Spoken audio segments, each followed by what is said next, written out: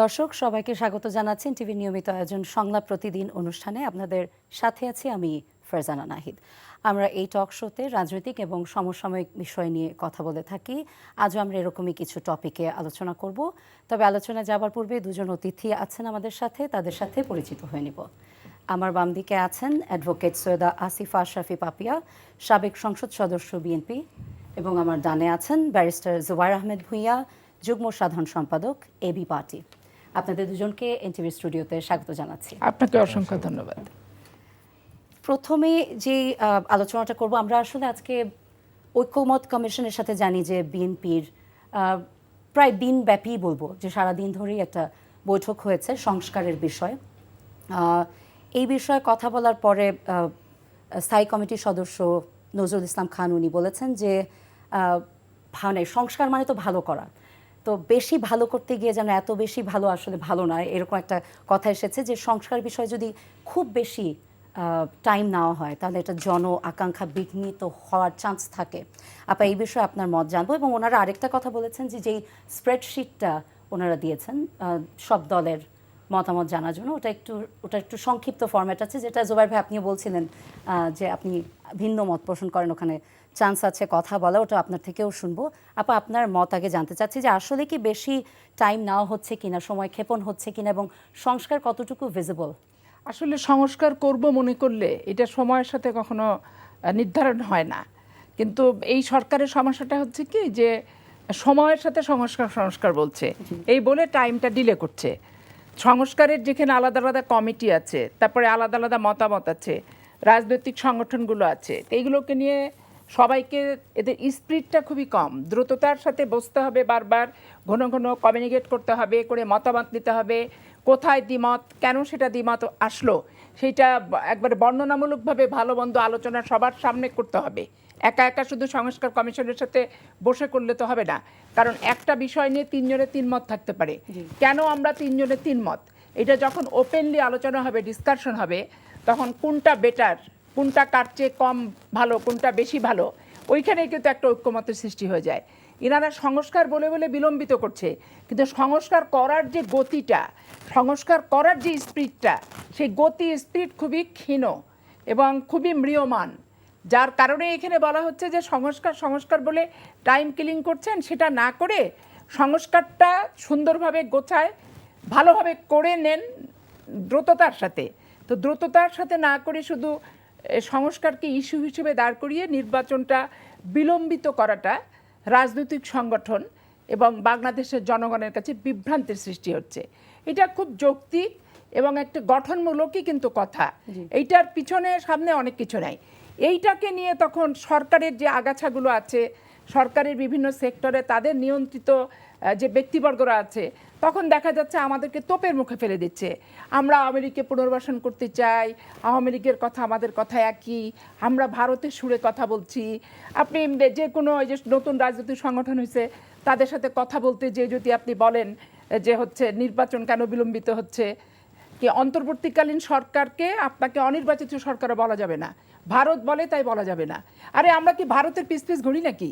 ভারত কোথায় কি বলে সারাক্ষণ কি ওর পিছনে গোয়েন্দাগিরি আমরা করে বেড়াই নাকি? আমাদের রাষ্ট্রের সমস্যা আমাদের রাষ্ট্রের, ভারতকে। বিএনপি জন্ম হয়েছে ভারতের আধিপত্যবাদের বিরুদ্ধে। জিয়াউর রহমান নিহত হয়েছে অঙ্গরপত্যার তালপট্টি দহগ্রামকে উদ্ধার করতে যেয়ে। জিয়াউর রহমান ভারতের আধিপত্যের বিরুদ্ধে সার্কভুক্ত কান্ট্রিগুলোকে সার্ক সম্মেলনভুক্ত করেছে, জোট নিরপেক্ষ আন্দোলন করেছে, মধ্যপ্রাচ্যের সাথে সম্পর্ক বৃদ্ধি করছে। তো ভারতের দালাল কয়েকটা মিডিয়াতে বললেই কি বিএনপি ভারতের দালাল হবে নাকি? বিএনপির জন্মই হয়েছে ভারতের আধিপত্যবাদের বিরুদ্ধে। তাহলে ভারতের আধিপত্যবাদমুখী দল বাংলাদেশে একটাই, সেটা কে? সেটা হচ্ছে আওয়ামী লীগ। তাহলে আজকে দেখেন যে আওয়ামী লীগের সাথে বিএনপির সব কিছুতে পার্থক্য। সেখানে একটা কথা দেশ নিয়ে বলতে গেলে, রাষ্ট্র নিয়ে বলতে গেলে সাথে সাথে বলছে ভারতীয় দালালি করছে, আওয়ামী লীগকে পুনর্বাসন করার চেষ্টা করছে, করে আমাদেরকে মানে একটা মিশ্র প্রতিক্রিয়ার ভিতরে ফেলে ভাবমূর্তি ক্ষুণ্ণ নষ্ট করার একটা অপচেষ্টা ব্যাপকভাবে লিপ্ত আছে। এখন এগুলা যদি এইভাবেই করতে থাকে, আলটিমেটলি তখন তো বিএনপির যে সদিচ্ছাটা দেখিয়ে প্রধান উপদেষ্টার কাছে যাচ্ছে, কিংবা সংস্কার কমিশনগুলোতে যাচ্ছে, কিংবা সব আলাপ আলোচনা যেগুলোতে যাচ্ছে, তখন আস্তে আস্তে সেই ইন্টারেস্টটা কি থাকবে? ইন্টারেস্টটা তো থাকবে না। এদিকে সব দল এক কথা বলে, নতুন দল আর এক কথা বলে। তারা বলে আমাদের মন মতো সংস্কার না হলে তারা নির্বাচনে যাবে না, প্রশাসনে তারা বিএনপির লোক বসা দেখতে পাচ্ছে। এটাও তো আওয়ামী লীগের বক্তব্য। আওয়ামী লীগের প্রশাসনে বিএনপির লোক বসা আছে, এই বক্তব্য দিতে যেয়ে তো 15 বছর ভোট ছাড়াই তারা ক্ষমতায় টিকে গেল, ক্ষমতায় থেকে গেল। তাহলে ফ্যাসিবাদের প্রতিকৃতি বিএনপির মুখে শুধু তারা শুনতে পাচ্ছে, তারা যে কার্যকলাপগুলো করছে সেটা কি ফ্যাসিবাদ না? রাজনীতি বিমুখ আচরণও তো আওয়ামী লীগকে ইন্ধন যোগায়। রাজনীতি বিমুখ মানে আপনি ভোট বিমুখ, যে ভোট করব না, এই যে ভোট বিলম্ব করা, ভোট দেরি করা, ঠিকঠাক মতো করে ভোট না দেয়া, এটাও তো আওয়ামী লীগের দোসরের কাজ। আপা, আজকে বিএনপির সিনিয়র যুগ্ম মহাসচিব একটা কথা বলেছেন যে নির্বাচনকে সংস্কারের মুখোমুখি দাঁড় করানো হচ্ছে। যদিও মানে গণতন্ত্রের প্রথম শর্ত নির্বাচন, এবং বিএনপি কখনোই নির্বাচনের বা সংস্কারের বিপক্ষে নয় তারা বলেছেন। কিন্তু এই যে বিলম্ব, যেটার কথা আপনিও বলছিলেন যে এই যে বিলম্ব করা হচ্ছে, কখনোই সংস্কারের নামে নির্বাচন বিলম্বিত করার সুযোগ নেই উনি বলেছেন, এবং কোনো সংস্কারই ভোটাধিকার আর গণতন্ত্রের বিকল্প হতে পারে না। আপনার মত জানতে চাই এখানে সেটাই, যে সংস্কারটা কি? স্বচ্ছ ভোটের জন্য সংস্কার, জবাবদিহিতামূলক প্রশাসনের জন্য সংস্কার, রাজনীতিবিদদের এবং সরকার বিরোধী দলকে একটা জবাবদিহিতার মধ্যে নিয়ে এসে ক্ষমতার ভারসাম্য মধ্যে রাখাই তো সংস্কার। তো সেটার বিরুদ্ধে আমরা কোনো রাজনৈতিক সংগঠনকে নই, এবং বাংলাদেশের কোনো নাগরিক বলেন, ভোটার বলেন, বিচক্ষণ ব্যক্তি বলেন, সুশীল সমাজ বলেন, কেউ আমরা সংস্কারের বিপক্ষে না। কিন্তু এনাদের সমস্যাটা হচ্ছে সংস্কার বলে একটা শিকন্ডি খাড়ো করতে চাচ্ছে, খাড়ো করে এটাকে দীর্ঘায়িত করতে চাচ্ছে, বিশেষ করে নির্বাচনটা দীর্ঘায়িত করতে চায়। কারণ তারা ক্ষমতায় থেকে এসে যে রাজনৈতিক সংগঠনটা তৈরি করেছে, এটাকে সাবালক করতে হবে, 300 সিটের প্রার্থী ঠিক করতে হবে, জেলা পর্যায়ে এদের সংগঠন কমিটি, এদের ভোটার, এগুলো ঠিকঠাক করে তারা একটা মানে পাতানো নির্বাচনের দিকে যাওয়ার একটা মনোবৃত্তির বহিঃপ্রকাশ সংস্কারকে শিকন্ডি করে দাঁড় করিয়ে করানোর অভিপ্রায় জনগণ প্রত্যক্ষ করছে। যার কারণে আমরা এত রক্ত, এত ত্যাগ, এত তিতিক্ষা, এত লাশ, এইরকম একটা বিপর্যয়ের ভিতর থেকে এইরকম একটা রাক্ষসী সরকারকে পরিবর্তন করতে, যে মানুষকে 15 বছর যে জুলুম নির্যাতন এবং যে অত্যাচারের সম্মুখীন হতে হয়েছে, তারপরে শুধুমাত্র সংস্কারকে শিখণ্ডী করে নির্বাচনকে দীর্ঘায়িত না করার জন্যই বারবার প্রত্যেকটা রাজনৈতিক সংগঠন এই অন্তর্বর্তীকালীন সরকারকে বলছে। কিন্তু তাদের গতিবিধি এত মন্থর, এত ক্ষীণ, এবং রাজনৈতিক সংগঠনের সঙ্গে যোগাযোগও তাদের খুবই কম, ইস্যুভিত্তিক হঠাৎ হঠাৎ যোগাযোগ। রাষ্ট্রের বিষয় নিয়ে রাষ্ট্রের একটা বিপর্যয়ের ভিতর দিয়ে তাদের আসা, বিপর্যয় কাটানোর জন্য তাদেরকে বসানো হয়েছে, যাতে আর এরকম বিপর্যয়ের ভিতরে আমরা না পড়ি। প্রতি 5 বছর অন্তর অন্তর লাঠি লাদ্দা নিয়ে রক্তক্ষয়ী সংঘর্ষের মাধ্যমে চর দখলের মতো রাষ্ট্রীয় ক্ষমতা দখল করার যে প্রবণতা, যে ইতিহাস বাংলাদেশে 15 বছর সৃষ্টি হলো, এইটার পুনরাবৃত্তি আমরা বিএনপি কখনোই চাই না, বাংলাদেশের ভোটাররাও চায় না, জনগণরাও চায় না যে যান হাতে নিয়ে ভোট কেন্দ্রে যাওয়া। কিন্তু সেইটার জন্যই আমরা চাই যে রাজনৈতিক দলগুলোর সাথে ঘন ঘন যোগাযোগ করুক, এইটাকে প্রধান ইস্যু হিসেবে দাঁড় করিয়ে এগুলো নিয়ে যত তাড়াতাড়ি দ্রুততার সাথে এগুলো সমাধান করে একটা নির্বাচন দিয়ে নির্বাচিত সরকারকে যেভাবে বাধুক, যাতে অন্যায় করতে না পারে, অপরাধ করতে না পারে, দুর্নীতি করতে না পারে, স্বৈরতন্ত্র হতে না পারে, সেই রকম রক্ষা কবচ দিয়ে বেঁধে টেঁধে একটা কিছু ভোট দিতে হবে। কিন্তু ভোট নিতে গেলে সংস্কার, আর আমরা ভোট আগে চাইতে গেলেই তাদের কিছু লোকজন আছে টোটাল ইউটিউব আর ফেসবুক, যে আমরা সংস্কারের বিপক্ষে, আমরা শুধু ভোট করে নাচতেছি, আমরা 5টা ভোটও পাবো না, সব ভোট হচ্ছে কাদের তারাই জানে। তো এই যে অপপ্রচারগুলো, রাজনৈতিক চরিত্র হননের যে ব্যাপক প্রচেষ্টা আওয়ামী লীগের আমলে ছিল এবং এখনো যে চলমান প্রক্রিয়ায়, এটাতে আমি খুবই আতঙ্কিত এবং আমি খুবই টেনশনে আছি এগুলো নিয়ে, যে এত হানাহানি গৃহযুদ্ধের মতো পরিস্থিতির উদ্ভব হচ্ছে।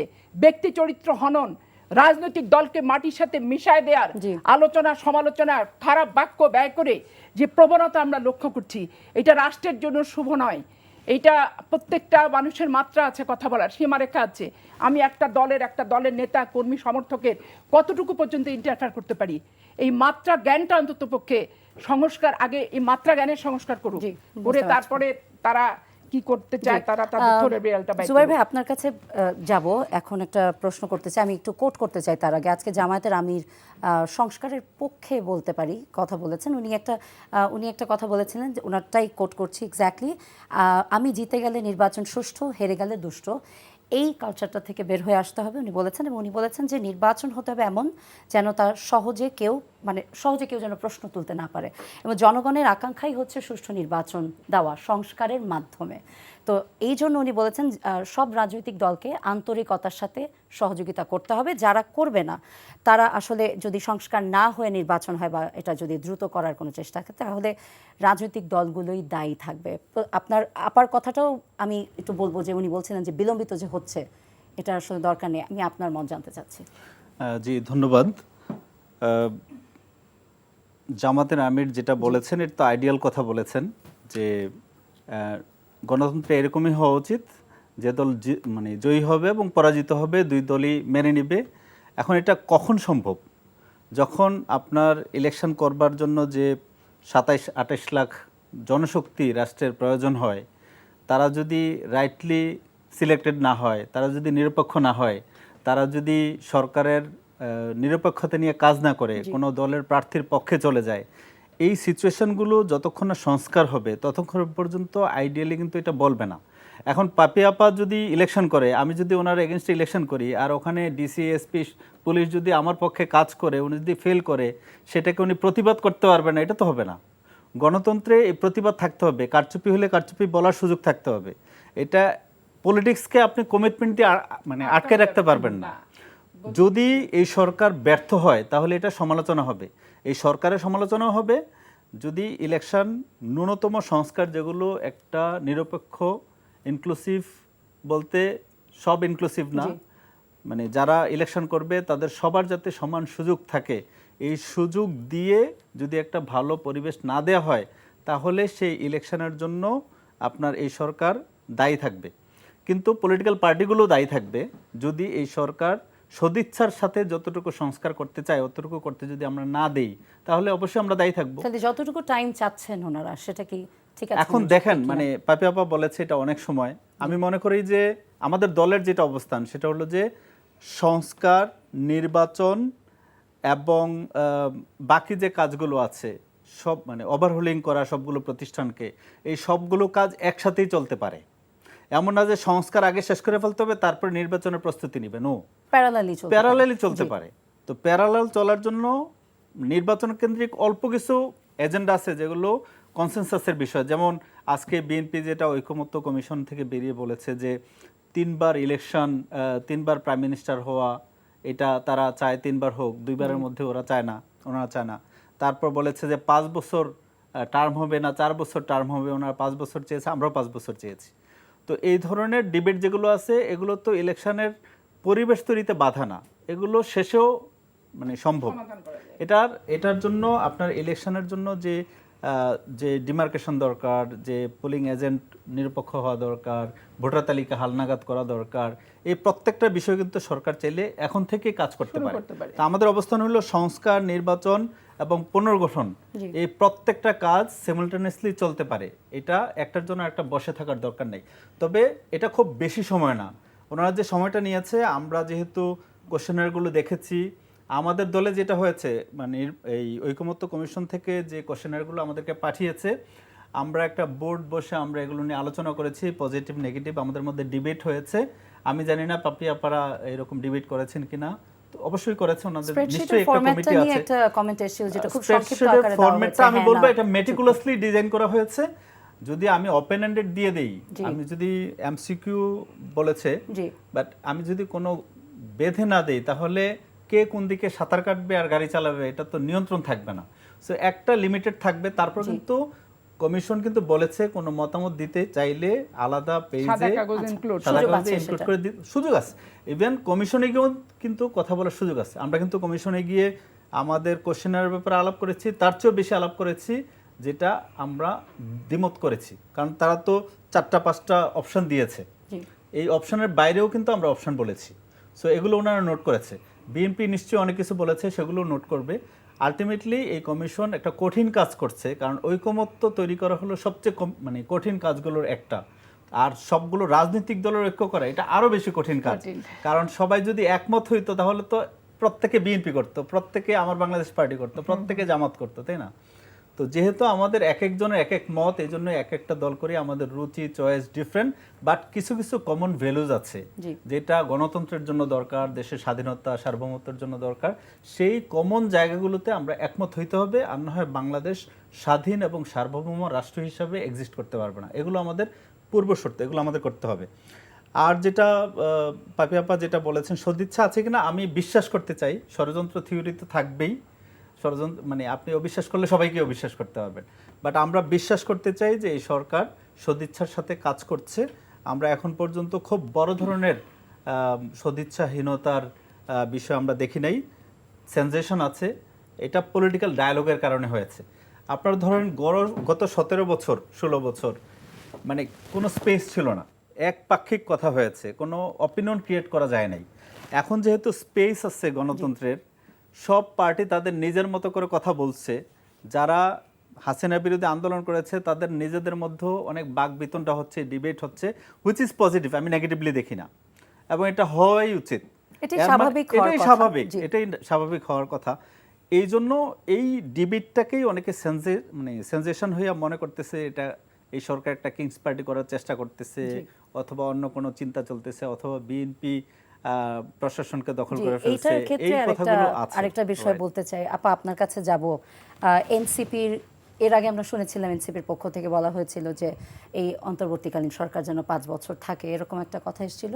কিন্তু আজকে এনসিপির, এটা গতকালকের অবশ্য, গতকালকে এনসিপির আহ্বায়ক যিনি নাহিদ ইসলাম, উনি কিছুদিন আগে প্রশাসনের একজন ছিলেন, উনি বলেছেন যে এই প্রশাসন বিএনপির পক্ষে কথা বলছে বা কাজ করছে, এবং এরকম যদি চলতে থাকে, কারণ মাঠ পর্যায়ে যে চাঁদাবাজি চলছে সেখানেও নাকি প্রশাসন নিশ্চুপ ভূমিকা পালন করছেন, এটা উনি বলেছেন। উনি বলেছেন যে এই অবস্থা চলতে থাকে ইলেকশনে একটা লেভেল প্লেইং ফিল্ড তৈরি হবে না এবং তাদের পার্টিসিপেশন খুবই মানে সম্ভব নয়। এনসিসির হয়েছে কি, এরা একসাথে সব আওলায় ফেলছে।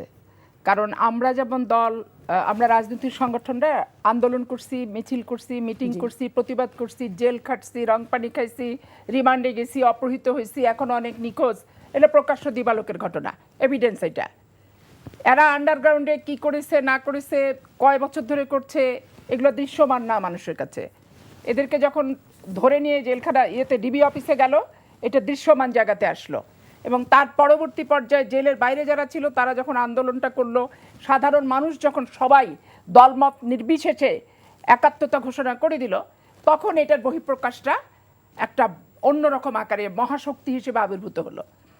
মহাশক্তি হিসেবে আবির্ভূত হলো, শেখ হাসিনা পলায় যেতে বাধ্য হলো, স্বৈরাচারের পতন হলো, এবং বাংলাদেশে কয়েকদিন তো শাসক ছাড়াই ছিল, মানুষ এটা মেনে নিছে যে আমরা দুঃশাসনের হাত থেকে বাঁচছি, আমাদেরকে ধৈর্য ধারণ করতে হবে।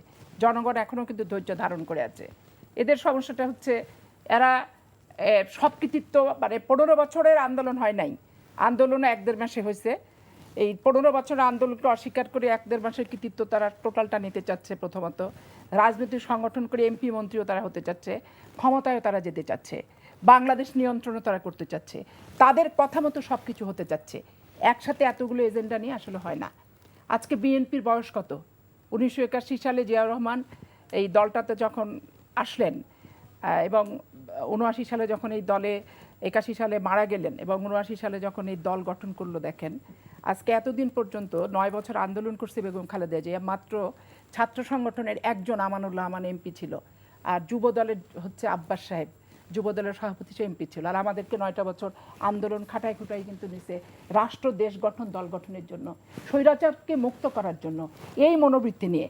এখন পর্যন্ত আমাদের মাথার ভিতরে এমপি হতে হবে, মন্ত্রী হতে হবে, তদবির বাণিজ্য করতে হবে, ওখান থেকেই টাকা ইনকাম করতে হবে, মানসিকতার মনন কোনো কিছুর ভিতরে এটা আসে নাই। কারণ আমাদের উত্থানটা, জন্মটা ঠিক যেভাবে হয়েছে স্যাক্রিফাইসের ভিত্তিতে, ওই স্যাক্রিফাইস করতেই আসি কিন্তু আমরা। এদের এজেন্ডা রাষ্ট্রীয় ক্ষমতা নিয়ে বেশি হয়ে যাওয়ার কারণে এরা আওলায় ফেলতেছে সব কিছু। এরা ভালো ছেলে, এরা মেধাবী ছেলে, এরা তরুণ, এদের ভূমিকা আছে, এদের স্যাক্রিফাইসের প্রতি আমার রেসপেক্ট আছে, সব আছে। কিন্তু এখন নেতৃত্বটা খুব গোছায়, ডান বাম 7-5 ভেবে তাদেরকে দিতে হবে।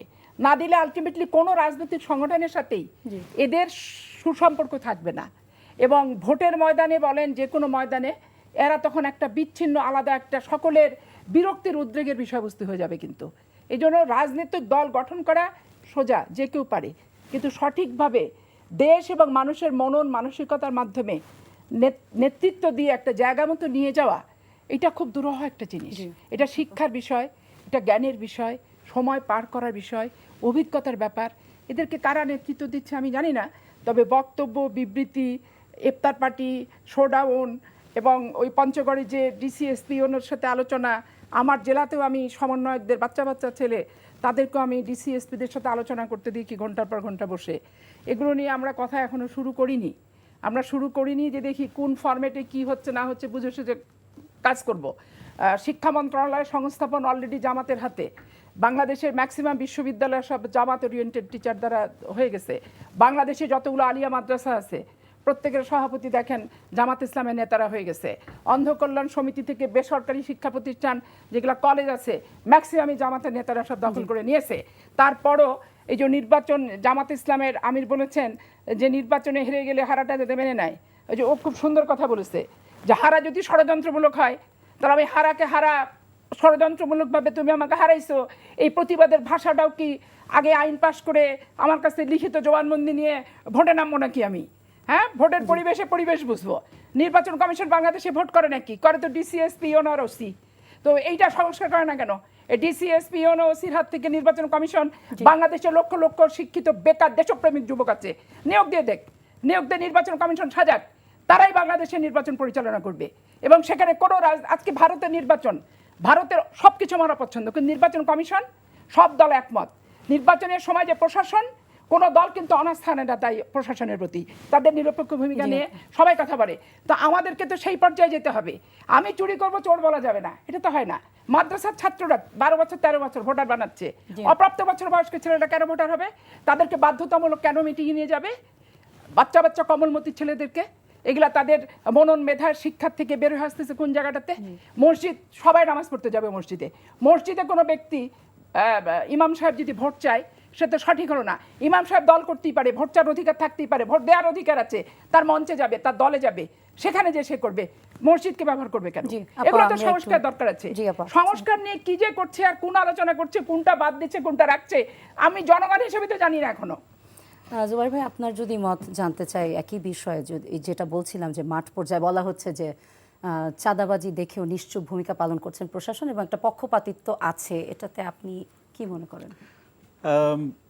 আমি পার্শিয়ালি একমত। একটু সংক্ষিপ্তভাবে বলতে হবে, আমরা আমি পার্শিয়ালি একমত। কারণ হলো আপনার ফিল্ড পর্যায়ে যে প্রশাসন আছে, সেই প্রশাসন আওয়ামী লীগের যারা আছে তারা তো অনেকে চলে গেছে, পালিয়ে গেছে। আর আওয়ামী লীগের সাইলেন্ট যারা আছে তারা এখনো আছে। আর এখন প্রশাসন যারা নিরপেক্ষ আছে তারাও খুব দুর্বল, এবং এই সরকার এখন পর্যন্ত প্রশাসনকে এই পরিমাণ আস্থা দিতে ব্যর্থ হয়েছে যে তারা যদি রাইট কাজ করে তাদের প্রোটেকশন দিবে। সো এখন ধরেন যদিও বিএনপি পলিটিক্যাল মানে ক্ষমতায় নাই, কিন্তু বিএনপির নেতাদের একটু হুমকি দেওয়ার সুযোগ আছে যে ট্রান্সফার করবে। এখন আপা যেটা বলছে জামাত কিছু কিছু মন্ত্রণালয় দখল করছে, আবার জামাতেরও ধরেন এই ধরনের অভিযোগ আছে যে বিএনপি 90% মন্ত্রণালয় দখল করছে। এখন যেহেতু জামাতের দুইটা এই কারণে চোখে পড়ে, মন্ত্রণালয় কিন্তু অনেকগুলা, বাকিগুলো কে দখল করলো তাইলে? তো এই প্রশ্ন তো থাকবে, বাকিগুলো আওয়ামী লীগ যদি দখল করে তাহলে বিএনপি ব্যর্থ। বিএনপি ব্যর্থ না, বিএনপি এগুলো ক্ষমতা শেয়ারে যেতে চাচ্ছে না। তো এই দখলের ব্যাপারে বিএনপিরও অনেক অভিযোগ আছে এবং বিএনপি সেই অভিযোগগুলো নিয়ে কাজ করছে। বিএনপি কিন্তু প্রচুর নেতাকর্মী কিন্তু সাসপেন্ড করেছে, শোকজ করেছে। ঘটনা না ঘটলে তো আর করতো না। তো আমরা প্রতিদিনই দেখছি শোকজ হচ্ছে, সাসপেন্ড হচ্ছে। বিএনপি এখানে উদাসীন কিনা এটা হলো প্রশ্ন। বিএনপি অ্যাক্টিভলি এগুলোকে ডিল করছে, যেখানে চাঁদাবাজির অভিযোগ আসতেছে এগুলোকে টেক কেয়ার করতেছে। একটা পলিটিক্যাল পার্টি সবাই ফেরেস্তা হয়ে যাবে এরকম না, কিন্তু একটা পলিটিক্যাল পার্টিতে আপনার দুর্নীতিবাজ থাকতে পারে, চাঁদাবাজ থাকতে পারে, তাদেরকে কন্ট্রোল করার চেষ্টা করে কিনা পার্টিটা, এটা হলো বিবেচ্য বিষয়। আমরা এখন পর্যন্ত দেখছি বিএনপি চেষ্টা করছে, বাট বিএনপি হয়তো চেষ্টা করেও 100% সফল হচ্ছে না, সেটার ব্যাপারে ক্রিটিসিজম আসতে পারে, বাট বিএনপি ট্রাই করছে। এনসিপির ব্যাপারেও এই ধরনের অভিযোগ আছে, জামাতের ব্যাপারেও এই ধরনের অভিযোগ আছে, কোনো পার্টি অভিযোগের বাইরে নাই।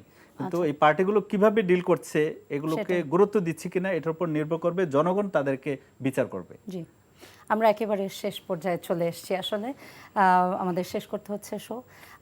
অ্যাডভোকেট সৈয়দা আসিফা আশরাফি পাপি আপা এবং ব্যারিস্টার জোবায়ের আহমেদ ভূঁইয়া, আপনাদের দুজনকেই এনটিভি স্টুডিওতে আসবার জন্য অসংখ্য ধন্যবাদ। আপনাকে ধন্যবাদ।